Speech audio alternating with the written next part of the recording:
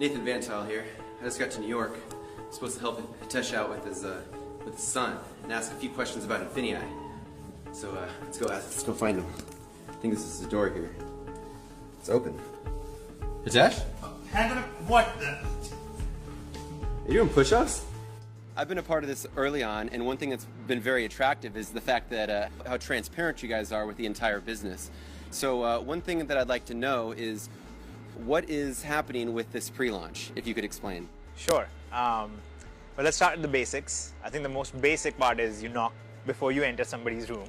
Having said that, the first thing you have to understand is how different Infinii as a company is from a typical company. So we don't fit the typical model in many ways. And let's address what should happen in some people's minds at a pre-launch. When a typical company goes into pre-launch, what they're trying to do is get as many people in as possible, as quickly as possible, take all their money right away, and then you will slowly over time give them a reason to stick around. And I think that's a very dangerous business model. I think it leads to problems, not just in a compliance way, but it's just ethically not the right way to do business. So our aim is actually the opposite, because we aren't starting out as a nobody who doesn't have a user base. We have a very strong user base, and we are trying to restrict how many come in right in the beginning. So we had this whole concept in our mind. We're going to run with this invitation-only system. We're going to allow about 1,000 people to come in the first week, and then we'll have about 7,000 to 8,000 people the second week, and then we'll have about 20,000 to 25,000 people the third week, because it's an exponential growth. That kind of went out the water because we went live, and within 4 hours, we hit almost 1,000 people already. And that's kind of one of the things that we're being very strategic about. We don't want to just suddenly blow this out of the way. It's a pre-launch. It's really to give our members a chance to come in, get their teams in, build with their closest friends and things like that. And 1st December is when the whole thing goes live for everyone. So it's a little bit of that. There's obviously a little bit, we have a little bit more caution in the way we do things. We don't just throw something out there and say, everybody pile in and we'll figure out everything else as we go along. It's more of, let's be careful, let's be strategic, let's not accept payments until we know everything is going to be great. And I think that goes to the foundation of it all. We are not a network marketing company, and I said this at our event, we're not a network marketing company with an e-commerce shtick, to kind of make people sign up. We're an e-commerce company, and we use network marketing as a business model, as a distribution channel. And that's the way they were supposed to be done, as opposed to 90% or some of the companies. Don't quote me on 90%, but most of the companies out there. So I think that's really what it is. There's a foundational difference in the business model. So there's a foundational difference in the way the pre-launch is done. And then there will be a foundational difference in the way the launch is done. So what would you recommend for people to do in the meantime until they've gotten their invitation? What they should have been doing since the beginning. Build your e-commerce business, get in contact with people that you want to build a team with, that you want to work with on the network marketing side. For those of you who are not interested in the network marketing side, work on the e-commerce side. Focus on growing your business. Get your listing limits raised, get your products ready to list on Amazon and all that stuff. It's exactly what it should be. Don't run around going, oh no, I didn't get my invite yet. What am I losing out on? You're not going to lose out on anything, because by the time 1st December hits, everybody who is in our database will get an invite one way, shape or form or another. So I think everybody just needs to calm down and realize everything is going according to the plan. And this is how you build a company that is stable and that is safe, instead of just throwing people in there, collecting their money, and then hoping it all works out someday. Mm-hmm. All right, now I bet a bunch of people are really excited about the co-ops. Could you explain a little bit more on what that is and how it can benefit the people? And I know I'm going to get so many questions on it, because that's probably the biggest game changer, even on the e-commerce side alone. So let me walk through it. I think, you should be aware yourself, even of the FBA and how you can bring products in and you can sell them on Amazon. We're taking a slightly different approach, because when we go and see what kind of products are sold on Amazon, most of the products that get tremendous amounts of sales are actually branded products that have a lot of market visibility. Let's say products from different companies that have toys for kids, or companies that are putting out movies and stuff, and they have related paraphernalia. So what we do is we go to those companies, we negotiate deals with them, so we can bring in those branded items. And we have very good track record of how many sales they're going to get. We are able to get very large discounts because we are able to negotiate with the big volumes that we can do and so on. Now, the average person is trying to bring a private label product in and hoping they can get traction on it. What we are doing is going after products that are already selling and just inserting ourselves in the process. And that isn't because of our user base. Our user base is pretty awesome. You're one of them, maybe one of the slightly less awesome parts, thanks to your tax advice. But in general, you are, you're a very awesome part of it. But our user base is so strong and they generate so many more sales compared to the average person on Amazon or eBay and so on. We can go in there and say, hey, listen, we will generate the sales for you, we will drive the sales for you, and our user base gets to benefit from that. On the other side, for the user, now they get to play in the big boys league, if you will, right? They get to play with the branded products.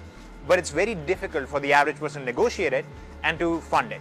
So what we do is we go in and say, listen, you can be a part of this as a whole big giant group, and we will run a co-op on this. We will go to the company, and once we have sufficient members who are interested, then we bring the product in, we list it on Amazon, and as it sells, our member can basically get what they would have done manually, they're able to get from this, and that's what they pay the transactional fees for. So essentially, we're providing a service that I think is very much needed for the average user and will help us take down the road of where we are trying to go, which is having our own internal marketplace with our own internal consumer base, which I think should be the aim of any company getting out there.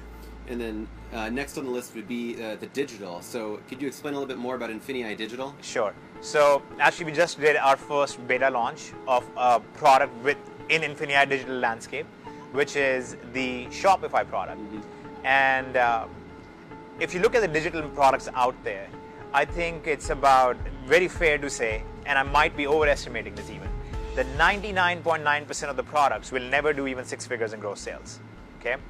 So we just put out this first product. We were very careful to not over push it. Okay, we did not bring in outside affiliates. We did all of the things that we do when we're being cautious, and they just grossed over $300,000 in their first week. That's a very, very strong showing. So we know we have something very strong for our digital producers. People who have digital content. I know people like you, there are many people like you who have figured out a unique twist on how to do business better, or know a little bit something about anything. You know a little bit about photography and how to enter people's doors without knocking and showing decent politeness. You could make a course about that kind of stuff and put it out there. And as people purchase it, without you having to manage it, you don't have to manage the payments on it, you don't have to manage affiliates on it, you don't have to manage the tracking on it. The Infinii Digital project basically takes care of all of that for you. And it takes very, very minimal fees. But again, the whole idea is now we are giving our users one more thing that they can do. And see, the idea is the more economic activity you give the average user to do, the better your results are and the better their results are. I see. So where does so where does DS Domination play in the entire picture of Infinii? It's essentially a product on Infinii. It always has been. That's the thing. It has been a piece of Infinii Digital since the beginning, but obviously we didn't talk about Infinii Digital because our user base was about e-commerce. Now our user base is way bigger and we are covering a lot of different things. So we have e-commerce and we have all of these other things as well. So DSD becomes a product on Infinii Digital, just like Shopify product is a product and parts of Genesis can become products and so on and so forth. So we're going to have thousands of products on Infinii Digital, and DSD is our strongest and the best-selling 8-figure product on there, which again is a strong showing for Infinii Digital that our first products have done as well as they have. Okay. So where do you see Infinii going a year from today? That is a very difficult question to answer because I'm in a place where I can see what it could be, right? And then you also have the real world projections of this is probably what's going to happen and so on. So it's hard to say because Infinii is such a massive conglomerate. There are so many different pieces in there. It's safe to say I expect us to be the best business model for the average consumer out there. That's really the aim to begin with. So that's what we want to begin with. That's what we want to achieve. At the same time, I think what we want to do is create a community where everybody can be doing different types of economic activities, but they're all benefiting together. So if you're selling on eBay or Amazon, great. If you're selling digital products, that's great. If you're referring vendors, that's fine. If you're manufacturing your own products, awesome. If you're going to be in the lead generation business or providing marketing consultations or whatever, all of those things will somewhere fit into the Infinii system as a whole, even freelancing in general. So it's hard for me to just look at that and say, oh, here is what's going to happen. And I think people who speak like that typically have limited business experience, and they are the app launchers. They're like, oh, I'm going to launch an app and I'm going to revolutionize the way people eat food, and then nothing happens. So I'm very cautious about projections, but I think we are already the best business model that exists for the average user, and I see us really solidifying that position over the next year or so. Okay.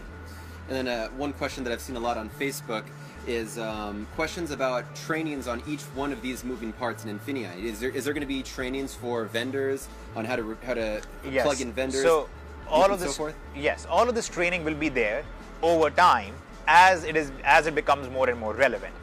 One of the concerns that I have is if you have so many different directions that you can't just throw somebody out there, right? I mean, we're not born with 5 degrees given to us and saying, all right, go out and choose what you want to do. You take a long time nurturing that. You try and figure out over time what are your interests, what is your expertise, and then you go in that direction a little bit more. So we're going to release these pieces over time in an individual way. You want to give people a very clear direction on this is the most profitable path for you. This is the strongest showing so far, and give that to them and let them make their decisions with that. So we are not going to, like, the day we'll go live, we're not going to suddenly have, here's how you go create products for digital, and here's how you freelance, and here's how you refer vendors, and it's going to be very controlled. It's going to be, here's how you sell on eBay and Amazon, here's how you participate in the co-ops, and here's how you participate in the marketplace. Now you have something to begin with. Start solidifying your business. And that is the other thing you have to keep in mind. We are not trying to throw out a bunch of things and see what sticks. What we are trying to do is throw out what we know already works, let people use it, and then complement that over time and let them build up from it over time. Okay. Does that make sense? Yeah. So I guess a lot of people's question is, how do you come up with stuff like this? Like Infinii, like... Okay. Well, that would be like asking, how does a baseball player hit the ball so well? Or it's, we all have our thing that we do. And I used to always say, oh, it's nothing special. It's, anybody could do this. But I've realized over time that there are people who have different skill sets. And one of mine is being a little out there and being slightly weird and making really somewhat uncomfortable jokes about people. And one of those skill sets kind of applies to trying to look at a problem and saying, all right, here is a solution that currently doesn't exist. Because I think the way most business works, and that's a very good thing that most business works like that, most businesses are created to do something better, right? They look at a problem that is already being solved and they say, I can do this better. They build a better mousetrap, if you will. And I like doing that, but one of the things I really like thinking about and I really like doing is, how about building something that doesn't exist yet? And seeing how that will fit in the marketplace and so on. So I think part of it is that. The other reason why I'm able to come up with something like this is the raw data that I get to see. Most people don't get to see the kind of data that I get to see, right? So I'm able to see what users are doing. I can see on a daily basis, this is where $8 million was just generated. This is where $4 million were generated. This is how much effort this took and how much effort that took and how many people are participating in those things. So I'm able to start looking at that and going, okay, so if we move this part from here to here, this is the result we should see. And then you start doing those little experiments. And then over time you go, all right, now we are ready to make it a bigger piece. And that's how you kind of, grow it over time. Mm-hmm. All right, well, this has been very enlightening for many. So I'd like to thank you for your time, and we'll look forward to the next meeting. Absolutely. Yes, and it was great for me too. Thank you. All right, so there you guys have it. We got a lot of questions about Infinii answered that we all wanted to hear. If you guys have any additional questions, go ahead and comment below. If you guys already see a question that you wanted answered, go ahead and just hit the like button on that. Thank you. See you next time.